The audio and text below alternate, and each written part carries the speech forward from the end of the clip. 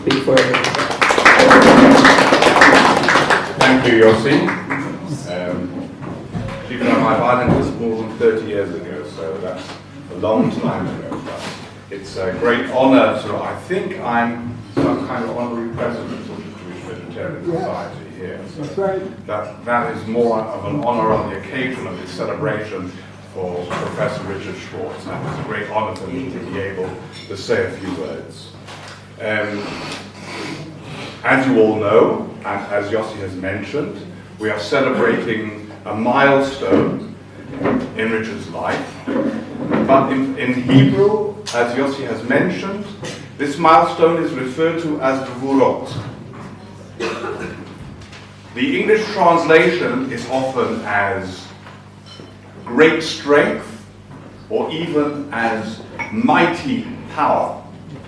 And of course, the idea of gvurot, the idea of this being a special moment, is based on the verse in Tehillim, in the 90th chapter of Tehillim, Perek Tzadik, Yemesh notenu bahim 70 shana, ve'im b'gvurot 80 shana. So, with gvurot, we can reach 80 years. And the normal assumption is that this means that 80 is a milestone.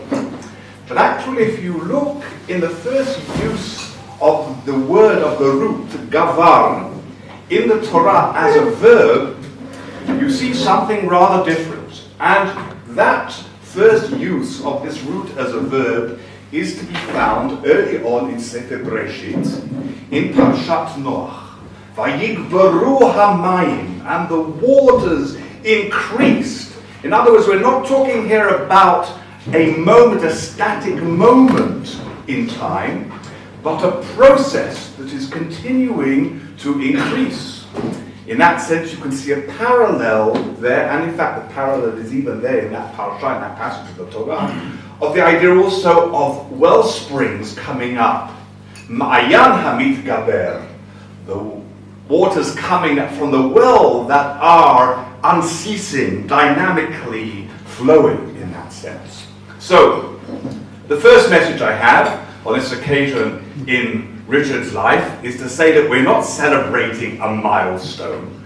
We are celebrating a continuum, a process of this creative energy that has already given much and will continue, please God, to give us a great deal more. Now there is an interesting comment of Reb Simcha of Dvinsk in relation to the parasha that I've just been talking about, that passage in the Torah that deals with Noah. And he's now referring in this comment to the vision that we have within the Tanakh of the ideal messianic vision, which we vegetarians take very seriously. V'gar za'ev in keves, v'namer in gedir batz, the vision of the wolf lying down with the lamb, and the leopard lying down with the kid, is seen by Rav Kook, to some extent based on earlier sources, as a literal vision, not purely a metaphor, of a society which will be totally vegetarian, even though this would seem to be in contradiction with the mainstream view of Chazal and that of Rambam, which doesn't see any change in nature. But at any rate, this vision sees a world where all of the creation lives in harmony. The Meir Simcha of Dvinsk asks, what's so special about this particular vision of Yeshayahu? It had already happened before. Animals lived together peaceably where? When they were in Noach's ark, when they were in Tevat Noach. How could they have all managed to survive in this ark with all these species if they were not all vegetarian? He doesn't talk about the vegetarian, but he talks about them all living in peace together. But he says, whereas in Noach's ark, in Tevat Noach, they had no choice because of the forces then from without, the vision of the Garden of Eden of Yemot HaMashiach is one where we choose to be able to live that particular way. Now, not everyone is perhaps blessed with a vision that Richard has been blessed with and that many other in this room have been blessed with. But today we can see that forces without are moving inexorably in a particular direction, and if we do not respond to these forces, then there is a danger of us all being swept away. And these are the external forces of floods of ecological disaster, the consequences of climate change, the question of the lack of adequate resources for people in the world, the degree of perversity in the livestock trade, which creates all this injected hormones and antibiotics which are then transferred into the human system, all the amazing things that we're doing, terrible things just for the sake of greed, little more than that. And the consequences are ultimately dire. Again, getting back to that root gavar, another word gever, we know the word gever meaning a man. But the use already by Chazal of the word gever is to mean a cockerel. And therefore gever means not just a man in any conventional sense. It means one like the cockerel who heralds, who calls out, who announces the dawn and tells people in a prophetic sense what are the consequences of their actions. And in that sense, Richard Schwartz is truly a gever in every sense of the word. He has been already now for more decades probably than he even cares to remember, but may there be as many ahead. Mamash chalutz lifnei hamachaneh, the one who has been before the hosts, telling the world what are the consequences of their actions, simply telling it as it is. And sometimes he's been called Koreh Bamidbar, something of a voice in the wilderness. But the movement that he has led, or that he has inspired, is increasingly growing every day, every single day, exponential growth of people who understand both the physical and the moral consequences of this tragic lifestyle which people continue to follow, hurtling to their own self-destruction. Almost as if they are on the Titanic, oblivious to the consequences that lie ahead. There are, of course, two simple meanings to Gvura. There is also the physical power of Gvura that's related to our physical health. If you don't live a healthy life, you won't have the kochot, the necessary capacities to be able to both live life to the full, to enjoy it, and to be able to contribute it. So healthy living ultimately is to our own advantage, and Richard is a living example. Halavai, we should all look as wonderful at the age of 80 physically. But also there is an ethical gevura. The Chazal teach us that Ezehu Gibor HaKovesh et Yitzro, who is a truly mighty one, he who controls his passions. When you change a lifestyle from having been a meat eater, and meat is like a drug, like any other drugs. It's been, not that I can tell you that I'm any specialist on taking drugs, but nevertheless, I can tell you that when I started, as quite a young man who became a vegetarian, it was very difficult for me. I was a big meat eater. I was a rabbi in South Africa. The meat was very good in South Africa. I ate animal flesh of one kind or another almost every single day. And when I decided it was the right thing to do, I suffered withdrawal symptoms that I'm sure anybody who goes off drugs must feel like that. And it was terrible for me. I'm not of a high madrega where I was a natural vegetarian, not at all. There are others who are of a much higher natural madrega. I was a carnivore. And I was a very carnivorous carnivore. And it was very difficult for me to get off it. And therefore I appreciate all those who have to go through these difficult processes. And it is an act, and Richard was already ahead in so many different aspects, even of aspects that I wasn't able to. And even today I must confess that though more or less my life is vegan, I travel a great deal, and it's very difficult to be able to maintain, I find it difficult, a strict vegan lifestyle, though I try my best. But Richard is an example of kovesh yitzro in the best sense, both of discipline, but also of understanding the moral consequences of greed and of total unbridled indulgence, and of the tragedy that we cause to others and to humanity when we don't exercise discipline, which is at the very heart of a Jewish way of life, in which therefore vegetarianism we see as being the sublime expression of that. So finally, in these words of bracha, which I hope have met Yossi's expectations, in which he asked me to say divrei bracha to Richard and interweave that with vegetarian ideas and vegetarian teaching, I want to conclude with one other verse that refers to gavar, to the root. And here is very beautiful, and of course we've been reciting it all over these days over Chag HaPesach, where we praise God, ki gavar aleinu chasdo, ve'emet Hashem le'olam. God's mercy, compassion, overflows, overwhelms us. So the word here, gavar, is overwhelming. This idea of compassion overwhelming. And that is also part of Richard's ethos and his message and of his teaching. It's not only health, it's not only ethics, not only discipline, it's compassion, compassion for living things, being able to see a connection with living things. But the verse begs a question. Ki gavar aleinu chesdo ve'emet Hashem le'olam. God's compassion is overwhelming and the truth of God is forever. Why do we need that second part of the verse, and what's its connection to the first part?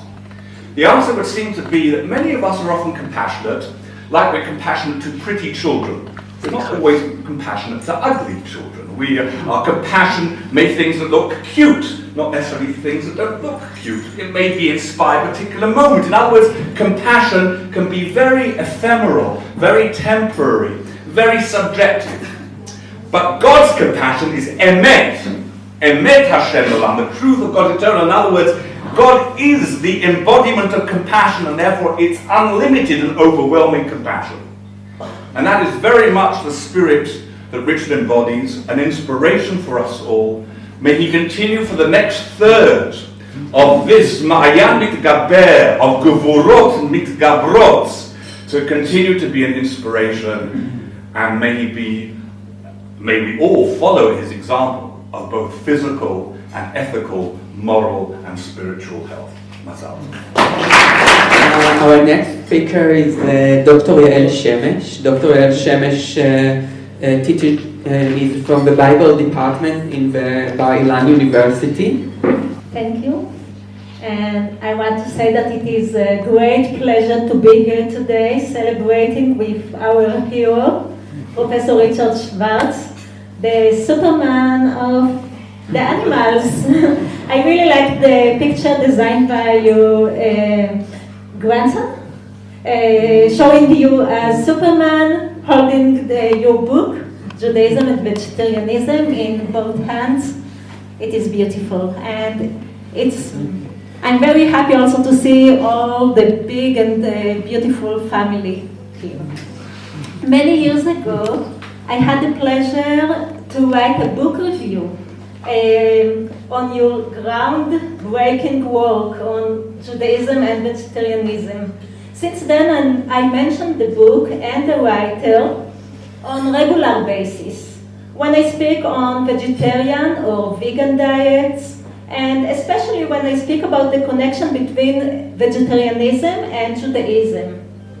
As Richard emphasizes in his book, Halacha, the Jewish law, recognizes that animals too have certain needs and requires that we take them into consideration. For example, the reason given for the Shabbat in Exodus 23:12 is that your ox and your donkey may have rest, and the son of your female slave, as well as the stranger, may be refreshed.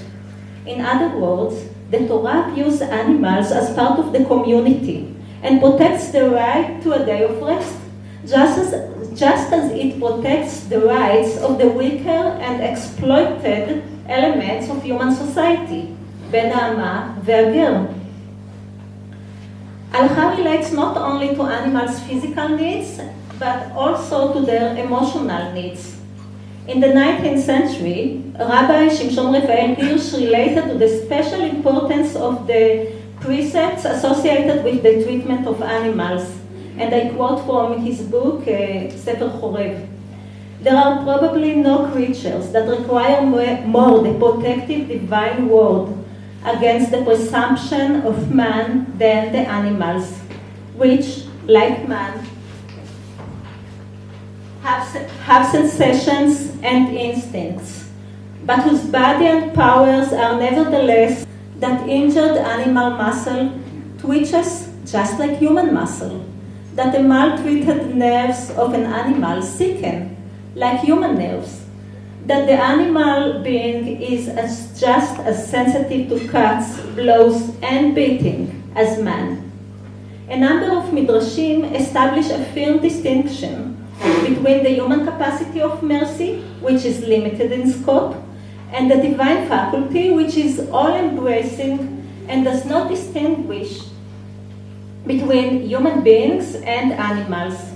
Consider, for example, this passage from Midrash Tanchuma. I quote, "Someone boards a ship and there are cattle with him.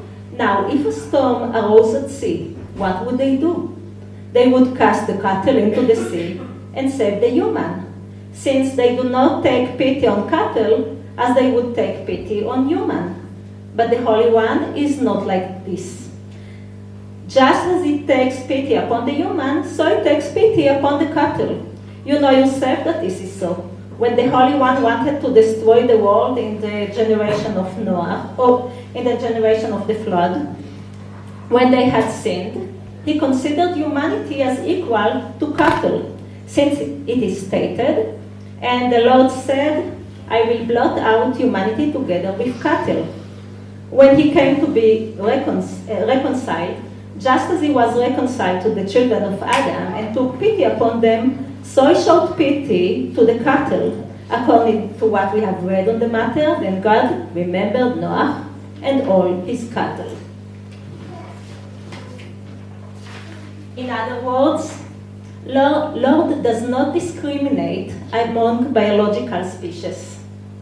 An extreme manifestation of the idea that the Lord is just as concerned for animals as is for human beings is found in Rabbi Shimshon Raphael Hirsch's commentary on the verse from Psalms, Man and beast you deliver, O Lord, Adam u'behema toshia Hashem.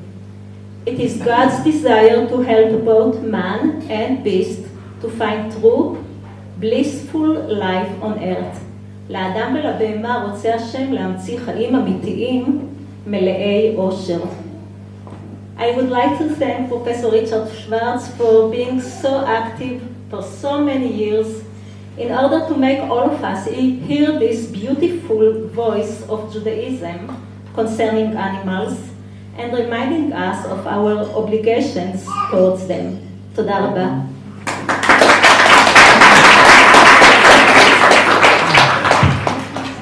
Thank you, Yossi. It's actually very fitting that we're having this event right here, and I'll explain why. When I first entered the Knesset, and you start trying to figure out in what area can I make a difference? I'm just a member of Knesset, I'm not a minister. Is there any area where I can try to make some impact?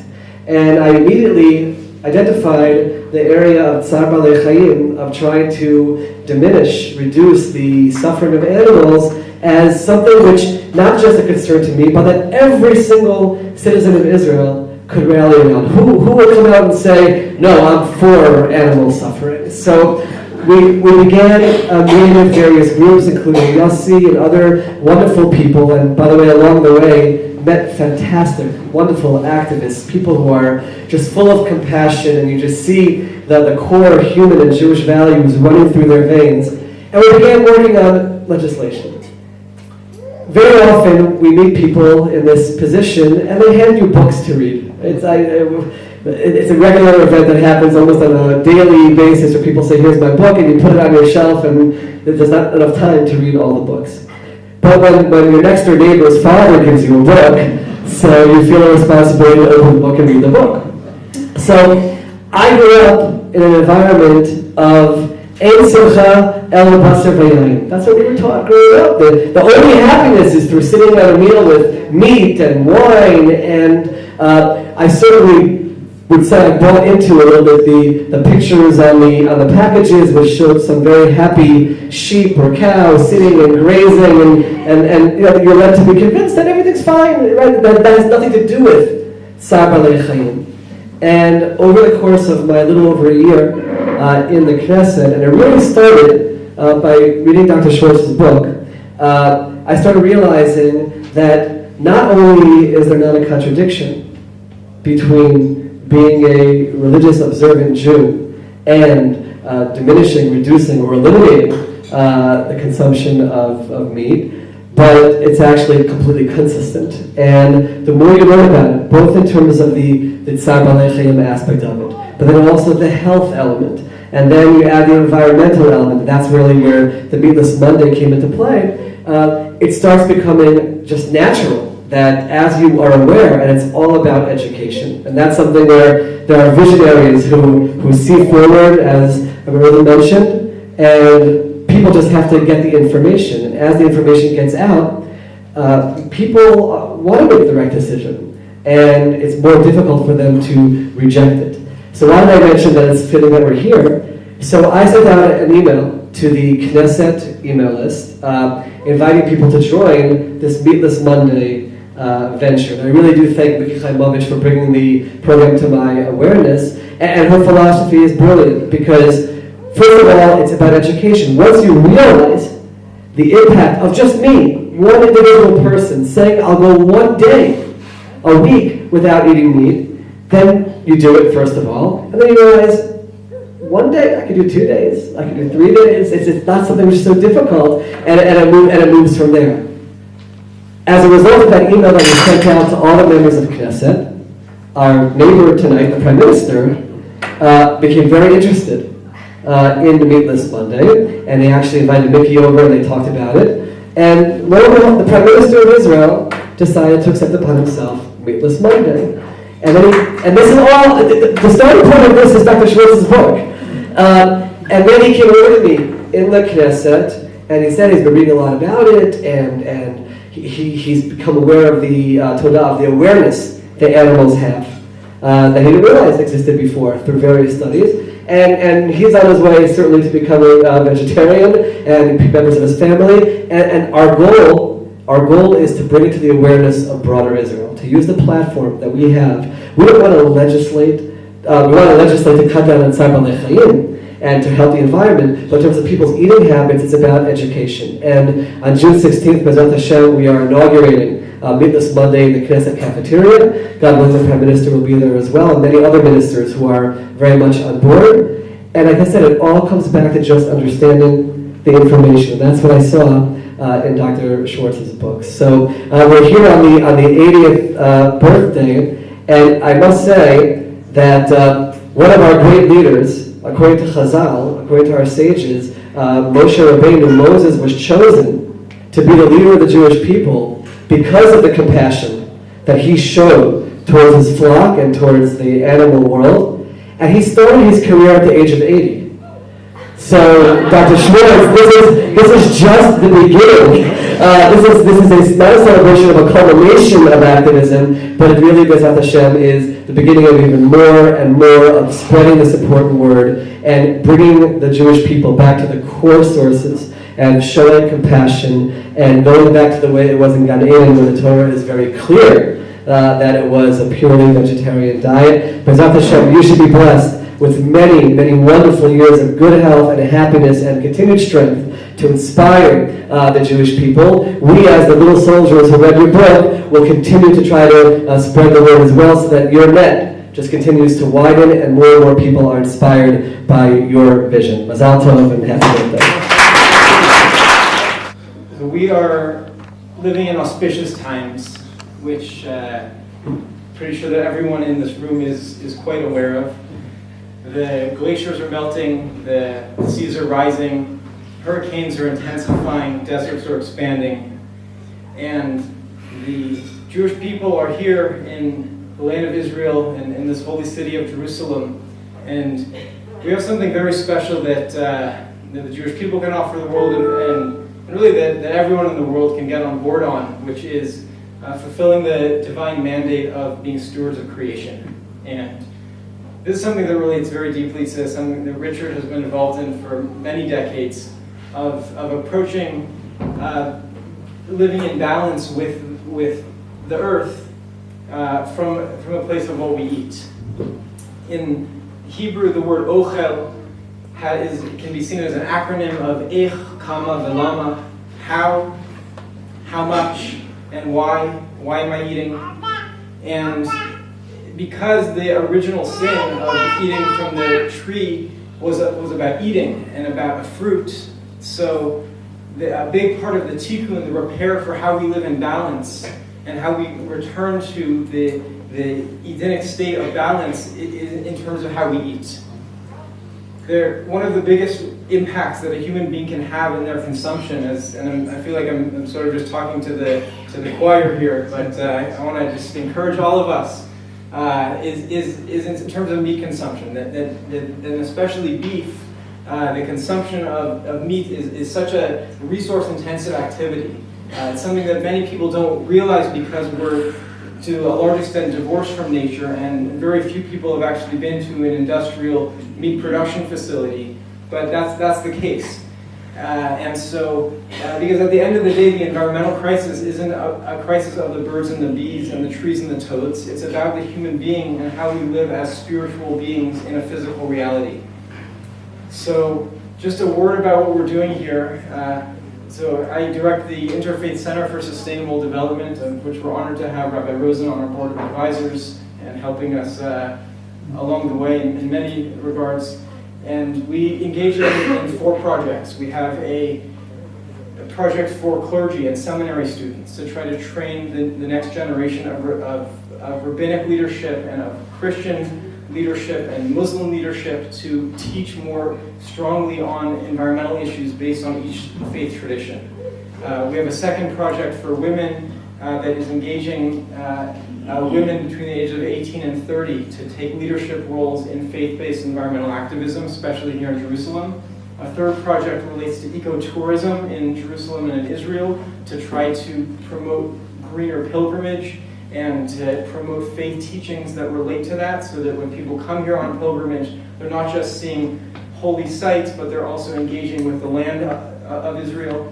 And our fourth project is called the United Planet Faith and Science Initiative, and it's engaging world religious leaders with leading scientists to bring faith leaders and scientists together in a united voice for environmental stewardship.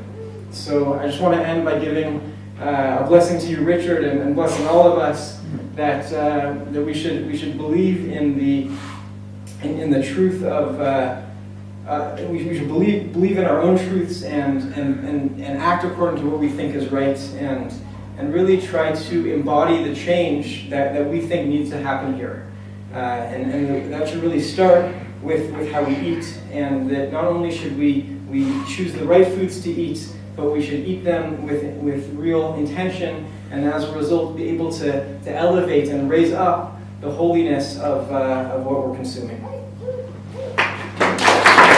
Headed for the library this morning. I didn't know that I was coming here, but my friend Uri sent me an email, and I remembered Richard Schwartz from New York. I helped to get Noah Cohn's book related to Tzar Baal HaChaim on the web, and I thought I'd come. I really didn't know what to expect. But there's a pasuk in this week's parsha that everyone knows in this room, and most of the people in the world, or a good fraction of the people in the world, know it in one language or another. It's v'ahavta l'reacha kamocha. So I asked a question. There are several words in Hebrew that can be used for neighbor, but the word that's used in v'ahavta l'reacha kamocha teaches us something different. It could have been shchenecha, karovacha, chaverecha, something like that, but it's reacha. What is the shorish of reacha that bears on the questions that we're dealing with now? The shorish of reacha is shepherd. In the Torah world, it's not enough most of the time to just think about doing good. We embody the good things in particular acts. And when we think of v'ahavta l'reacha kamocha, we could think of having nice feelings toward our neighbors, or we could think as our shepherd ancestors thought. Our shepherd ancestors had pasture in common. And the idea of v'ahavta l'reacha kamocha is don't do anything to the pasture that you don't want the other shepherds to do the pasture. Treat these resources in common in a respectful way, respecting the resources and respecting the other people that share in them. Today we have resources in common that, as we all know here, extend across the entire world, like the atmosphere. And in order to observe v'ahavta l'reacha kamocha today, we have to be concerned about the atmosphere and other resources that we have in common, how they work, what we can do to preserve them, make them good for people on the other side of the world and in generations to come. And thanks to Professor Schwartz's work, we understand that within Jewish tradition, our concern for Tzar B'Chayim, our concern for not destroying our resources, can come to the fore in reducing or eliminating the consumption of meat and dairy. So when we have the kavanah of reducing meat and dairy, in the sense of preserving our resources that extend across the world and extend into time, we are observing V'ahavta l're'echa kamocha, and in the merit of our observing this mitzvah and all the mitzvahs, we should see the coming of the Mashiach Tzidkenu B'mheira Yimeinu Amen. Hi. First, I'd like to give a huge thank you on behalf of myself and my whole family to Yossi, who was an enthusiastic and hardworking organizer of this beautiful event.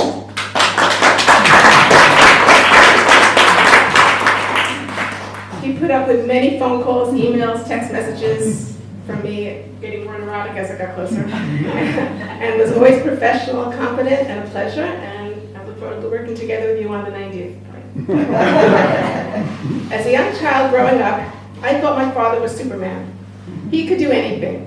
There are a few stories about my dad which became legends in our family. My dad worked as an engineer for a large company who, as one of their projects, designed and built the Verrazano Narrows Bridge, which connects Brooklyn to Staten Island, where we lived. He worked on the project, but I don't think he worked on their bridge. Anyways, he worked for the company, but not for the company. Sorry. I told everyone, however, including strangers in elevators, that my daddy built the bridge. In another story, I was 3 years old. We were sitting at a family picnic, and I was actually eating a cut-up hot dog. This was a very long time ago, so I hope I don't get anyone in trouble for saying this because it was not a veggie hot dog. Anyway, a bee was sitting on a piece as I put it in my mouth. As I screamed, I guess feeling this bee flying around in my mouth, and my mother, I don't know if you froze or screamed with me, my father gently put his hand into my mouth and withdrew it, and the bee flew out, saving me from a potentially serious bee sting. Again, he was my superhero, as I told everyone for weeks following that my daddy spanked the bee.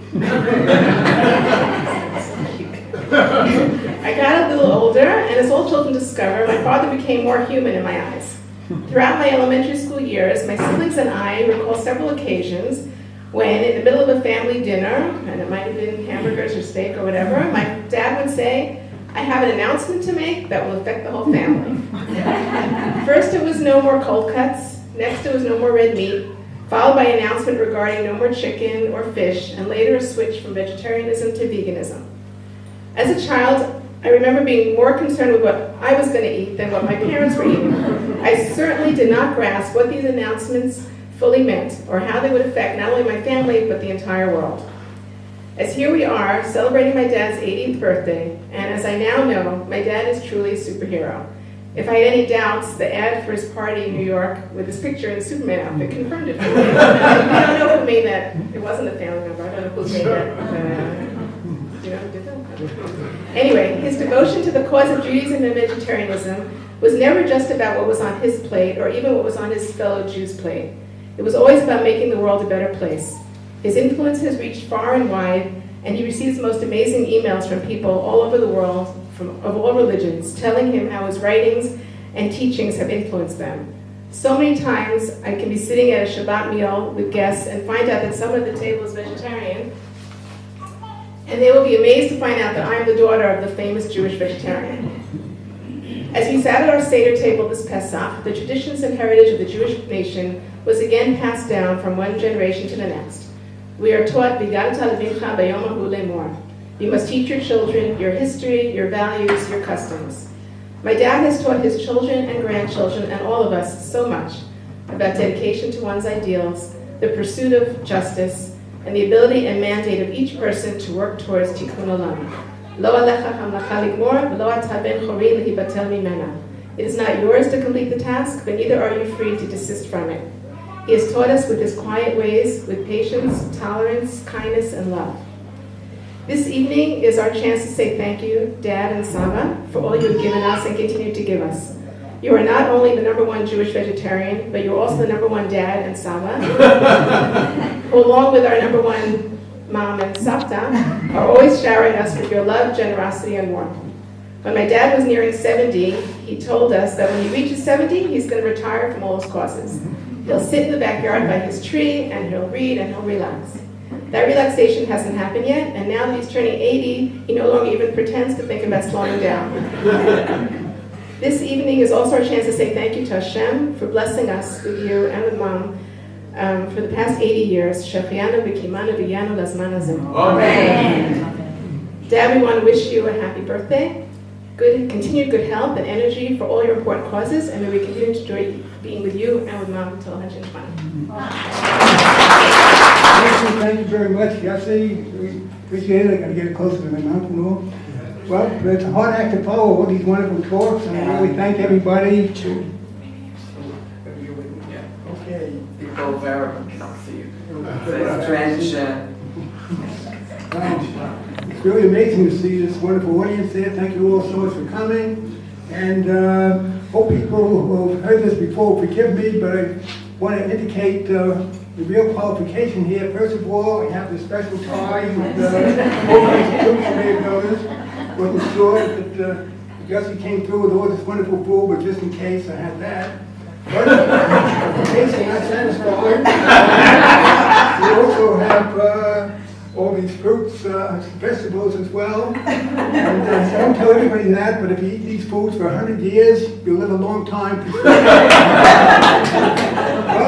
in case you're not satisfied, we also have a few more fruits and vegetables up here. And I'll try to stop this one. And this reminds me, I'm a veggie.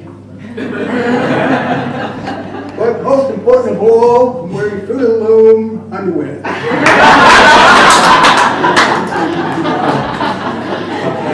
Well, I'm really overwhelmed and appreciative of all the wonderful statements that were made. I'm so very thankful. First of all, to Hashem Yisbarach, Shechianu, V'kiyamonu, V'higionu, Azman Hazeh. And I appreciate I hope God is not through with me yet, and I hope that Be'ezrat Hashem, I'll be able to fulfill the words of the poet Robert Browning, grow old along with me, the best is yet to be. Hopefully, that will come true. And I want to really second what wonderful daughter Susan said. Yossi, unbelievable preparing all this, all the wonderful foods and all. And not only for that, but for keeping the center going completely as a volunteer for so many years. So I hope that many of you will consider supporting the wonderful efforts of Yossi and all the other volunteers here. And thankful to so many, wonderful wife Loretta there that has been behind me and supporting me so much for so many years. And couldn't have done half of what I've accomplished without her constant support.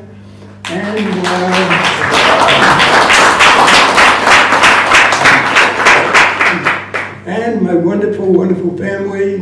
We visit twice a year. They do Pesach and Sukkot. Susan, who spoke so well, and other daughter Deborah. Son David is here. He came all the way from the United States. And the wonderful spouses. We have David Klein here, Susan's husband, and somewhere in the back is Ariel Glove. Okay. So, and all the wonderful grandchildren that are here, 9 of them, one of them is going to be inducted into the IDF Air Force tomorrow, so couldn't be here tonight, but okay. Including one, Ayala is only 5 years old, and this is one of the reasons that I try to be so active when I think, what kind of world are we going to have? As Rabbi Neril and others, and Rabbi Rosen pointed out, there's so many challenges out there, and you have to keep working, and I hope Jesse's help at this center in showing that the diet most consistent with Jewish values is vegetarianism, and it's also essential if we want to have a decent world for our children, grandchildren, future generations. So again, I want to thank all the wonderful speakers, and I hope this is just the beginning. We realize we had 5 rabbis speak tonight, one from MK, and great academic. all kinds of talent, and want to get out there and email and try to get everybody together and really make a difference, because again, the future of humanity depends on it. We've got to keep up this struggle to move our imperiled planet onto a sustainable path. So thank you all for coming, and enjoy some of the food and socializing, and thank you for all the kind words and everybody who came out. Thank you very much. Oh, the time will come up when the winds will stop and the breeze will cease to be crazy. Like the stillness in the wind before the hurricane begins. The hour that the ship comes in. We are the change.